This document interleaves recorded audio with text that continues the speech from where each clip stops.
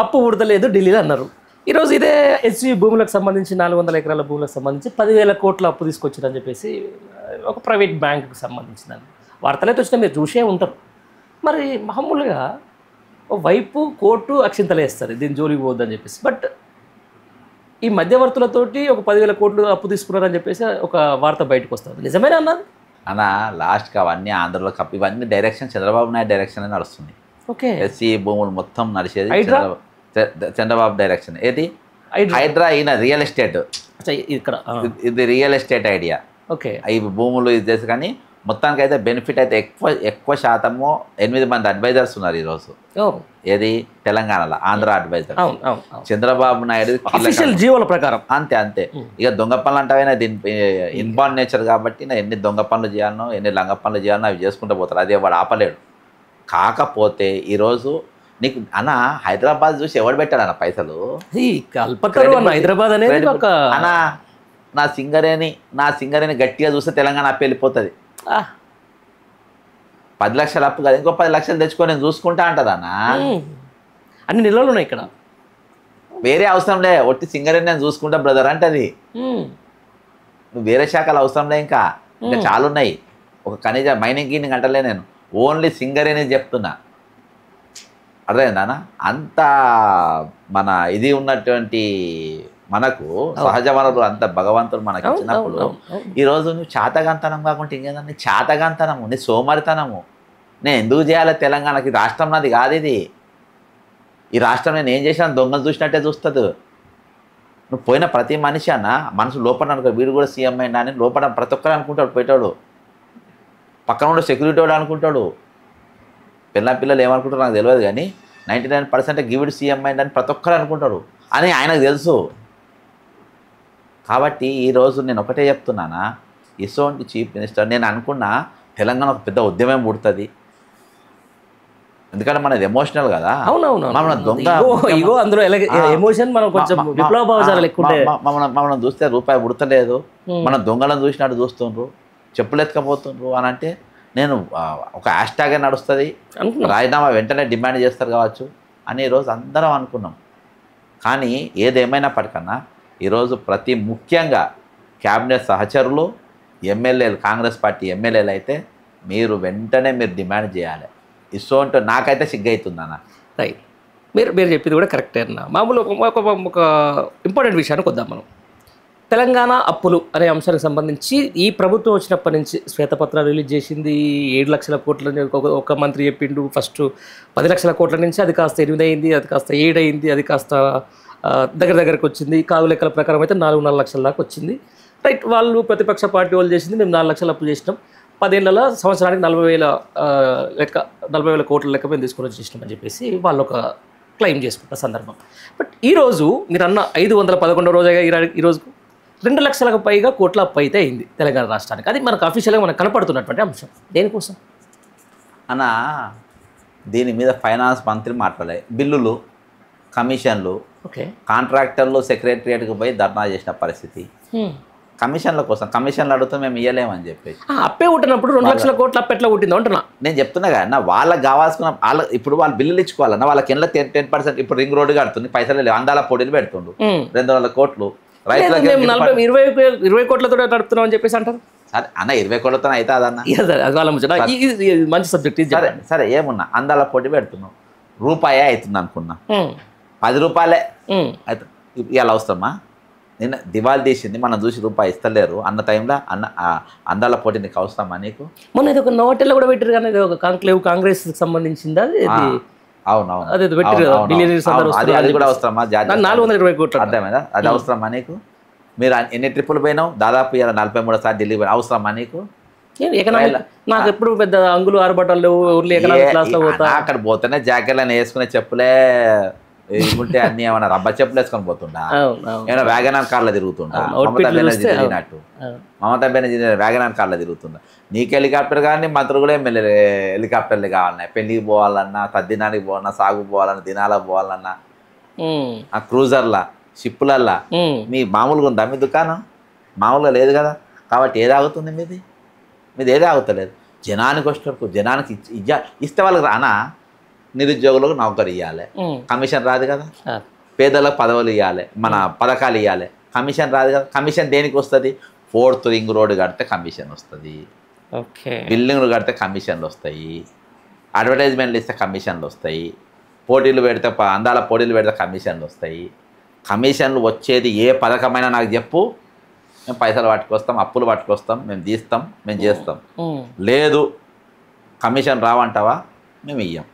ఉద్యోగుల దగ్గర జీతాలు వేస్తే కమిషన్ రావు, నీకు జీతం ఇయ్యాలి. అదే అంటున్నా, మీరేమో ఇట్లా చెప్తున్నారు, వాళ్ళేమో ప్రభుత్వ ఉద్యోగులు మాకు ఏదైతే మేనిఫెస్టోలో చెప్పిందే మాది. అసలు ఈ పే స్కేల్ పక్కన పెడితే ఒక 40 వేరే డిమాండ్లు కూడా ఉన్నాయి, అవి కూడా కనీసం పట్టించుకోవట్లేదు.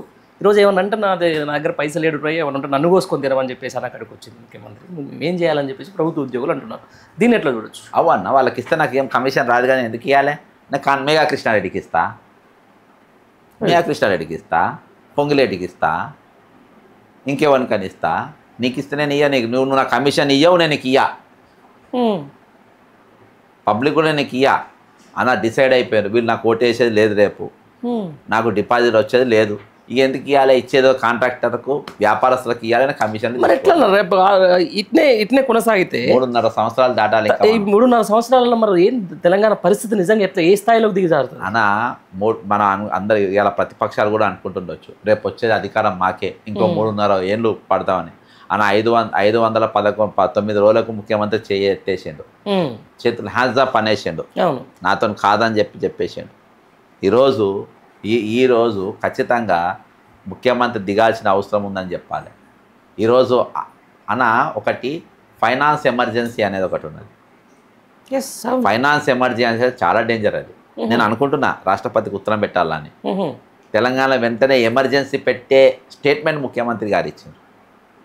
అంతే కదా అన్న, ఈరోజు నాకు రూపాయి లేదు, రూపాయి బుడతలేదు, నాకు కోసుక తింటుండ్రు అని చెప్పేసి ఒక కమాండర్, ఒక రాజు అన్న తర్వాత ఇక అక్కడ ఆర్థిక ఎమర్జెన్సీ కాకుంటే ఏంది? అదే అంటున్నాను, నాకు అర్థం కాలేదు. తెలంగాణ రాష్ట్రంలో హైదరాబాద్ లాంటి ఒక అద్భుతమైన నగరం ఉంటుంది. తెలంగాణ రాష్ట్రంలో మొన్ననే ఈ మధ్య కాలంలో మద్యం ధరలు కూడా పెంచిండ్రు. ఈ మధ్య కాలంలో దానికి మళ్ళీ ఒకసారి పెంచే ప్రయత్నం చేస్తూ ఉన్నారు. వీళ్ళు ఇచ్చిన హామీలకు సంబంధించి ఒక ఫ్రీ బస్ మాత్రమే ఒకటి అటో ఇటో కొనసాగుతూ ఉంది. ఇప్పటి వరకు ఒక ఎడ్యుకేషన్ అయితే ఏం లేదు, ఇప్పటివరకు ఏదైనా ప్రాజెక్టుకు శంకుస్థాపన చేసింది ఏం లేదు. అక్కడ చూస్తే 2 లక్షల కోట్లు అయితే అప్పు అయితే మన పేపర్లలో సోషల్ మీడియాలో వస్తున్నటువంటి మాట. ఈ 2 లక్షల కోట్లకు సంబంధించిన దాంట్లో ముఖ్యమంత్రి అంటున్న మాట ఏంది, తెచ్చిన అప్పులకు ఇంట్రెస్ట్లు కడుతున్నాము అంటాడు. అది కూడా నేను విన్నా, అది కూడా మీ దృష్టికి రావచ్చు అనుకుంటా. అప్పు తెచ్చి ఇంట్రెస్ట్ కట్టడం ఏంది అన్నా? మీకు ఈయన తెచ్చేటి అన్నీ కూడా ఎక్కడికి వెళ్ళి అన్న ఇన్కమ్ అనేది లేదనేది ఉండదు. హైదరాబాద్ నీకు అన్ని అన్న జిఎస్టీ సగం అడ్డిపోతే సగం ఇటు వస్తుంది, లైబ్రరీ చెస్ ఫండ్లు ఉంటుంది, మున్సిపల్ పన్ను ఉంటుంది, అన్ని డబలే. ఇవాళ అన్ని డబలే కట్టినాం, కరెంటు బిల్లులు అన్ని డబలే. ఈరోజు ఏదైనా కానీ వాళ్ళు మాకు ఇన్లెంత కమిషన్ అందులెంత కమిషన్లు వచ్చే పెడుతున్నారా?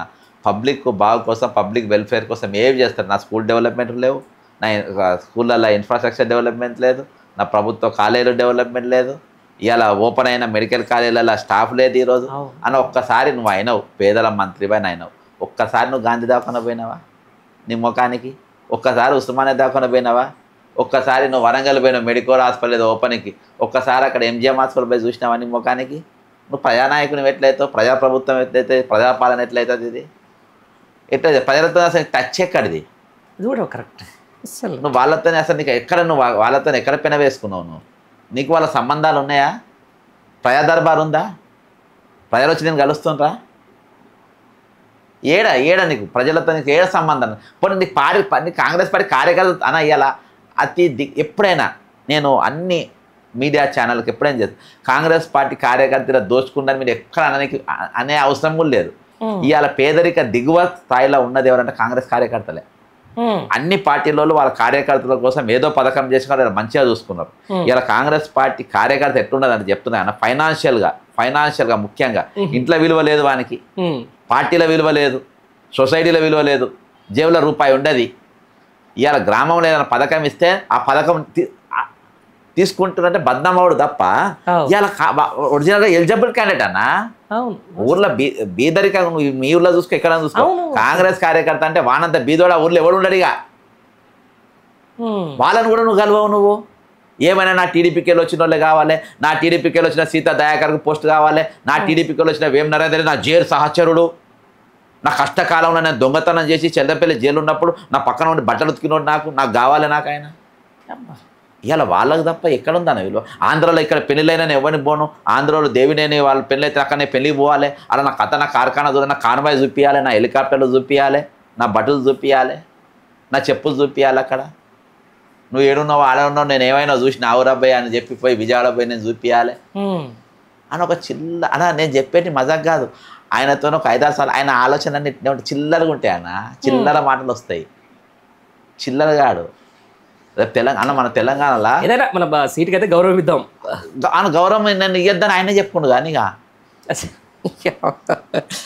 గౌరవం నేను ఇవ్వాలని అనుకున్నాను. మేధావి వర్గానికి సందిగ్ధమే, మా జర్నలిస్టులకు కూడా సందిగ్ధమే ఇప్పుడు. ఎందుకంటే దొంగ అనే విషయానికి సంబంధించిన దాని మీద ఒప్పుకున్నప్పుడు ఆయన ఒప్పుకున్నప్పుడు మీరేం చేస్తారు? ఈరోజు మేధావులు పెద్ద బాగా మేధావులు దీని మీద ఎందుకు విశ్లేషిస్తలేరు? Useless fellow this fellow Kodandaram గారు ఎడిపోయినాడు అన్నా. నేను వాడు వీడు అని బరబ్బర్ అని, ఎందుకంటే నా 1200 మంది విద్యార్థులు వాళ్ళ త్యాగాలను నేలెత్తి చూపించినప్పుడు, వాళ్ళ త్యాగాల విలువలకి చూపించినప్పుడు, ఈ తెలంగాణ కోసం మేము చచ్చిపోయిందని చెప్పేసి వాళ్ళ ఆత్మలకు శోభిస్తున్నప్పుడు నేను బరబ్బర్ ఎవరినైనా అంటే ఏమన్నా అంట. నాకు లేని గౌరవము, నా త్యాగానికి లేని గౌరవము ఇలా నా తల్లి ఎక్కడుంది? ఈ 12 మంది తల్లిదండ్రులు ఎక్కడున్నారు? వారి ఇంట్లో ఫోటోలు పెట్టుకొని దండలు పెట్టుకొని వాళ్ళు కూర్చుంటే నువ్వేడున్నావు, నువ్వు చేసిన త్యాగం ఏంది? కాబట్టి అన్న ఇవన్నీ కూడా కౌంట్ అన్న.